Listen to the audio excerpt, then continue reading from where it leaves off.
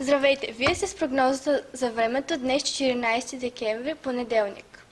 Следващите няколко минути с вас ще бъдат Добряна Йорданова и колегата Свилен Захариев. През деня в северните и централните части на България се очертава предимно облачно време, а в южните и югозападните райони ще преобладава разкъсана облачност. По Черноморието ще бъде слънчево. Ще духа лек югозападен вятър 3-5 метра в секунда. Вълнението ще бъде 1-3 бала по северното и 2-4 бала по южното Черноморие. Максималната температура в Дунавската равнина ще са между 4 и 7 градуса, а в останалите части на страната между 7 и 9 градуса, като в София термометрите ще показват 5 градуса, а в морската ни столица температурите ще прехвърлят 9-10 градуса. През нощта в планинските ни курорти на височина над 1200 метра ще има превалявания от дъжд, който в ранните утринни часове ще премине в сняг. Максималните температури ще са между 0 и 6 градуса, така че времето ще бъде благоприятно за любителите на зимните спортове. Температурите на връх Ботев ще са около минус 5 до плюс 4 градуса. През нощта на връх Мусала температурите ще паднат до минус 5, минус 7 градуса, но през деня ще бъде слънчево и към обяд живакът с термометрите ще достигне 3-4 градуса. Вятър няма да има и тези, които не обичат пистите, могат да се разходят до хижа Ястребец и заслона на връх Мусала. А ето повече подробности и за българското Черноморие. Здравейте от мен, Свилен Захариев. Днес от запад на изток облачността ще се увеличи и вечерта на места ще превали. Вятърът ще се обърне от североизток и следобед ще се усили.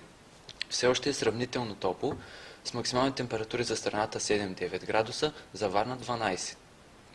Вълнението на морето е 1-2, следобед 3-4 бала, в открито море 4-5 бала. Температурата на морската вода е 6-7 градуса. И още данни от дежурния ни синоптик Добряна Йорданова. Атмосферното налягане във Варна е 1022 хектопаскала, по-ниско от нормата за месеца. Относителната влажност на въздуха е 83%. Слънцето ще изгрее в 7 часа и 33 минути и ще залезе в 16 часа и 32 минути. Продължителността на деня ще е 9 часа и 1 минути. И още няколко любопитни факти от Свилен Захариев. Най-високата температура за днешния ден, 15 градуса, е измерена във Варна през 1992 година, а най-ниската 1 градус и 4 десети през 1971 година.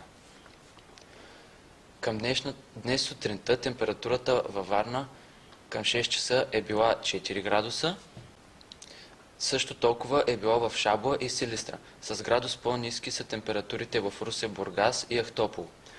6 градуса са отчели термометрите в Разград. В Шумен, Добрич и Карнобрат температурата е била 8 градуса. 3 градуса е била температурата на нос Калякра, а 6 на нос Емине. И преминаваме към прогнозата за Европа. В Централна Европа времето ще бъде предимно облачно, като на Скандинавския полуостров ще се наблюдава разкъсване на облачността. На Пиренеите ще бъде най-топло с температури между 15 и 17 градуса, на Апенините около 10-12. На Балканския полуостров температурите ще варират между 9 и 12 градуса, докато в Централна Европа ще е малко по-хладно. Там температурите ще достигнат до минус 3 плюс 6 градуса. До края на седмицата в Централна Европа се очаква топъл въздушен фронт и продължителни валежи. У нас през седмицата температурите ще се задържат сравнително ниски, минималните ще са в границата на минус 4 до минус 5 градуса, а максималните достигнат до плюс 3 плюс 5 градуса. Не се очакват значителни заоблачавания и валежи. Това беше всичко от нас. Добряна Йорданова И Свилен Захариев. Аз ви пожелавам успешна седмица. А вие останете с програмата на нашата гимназия.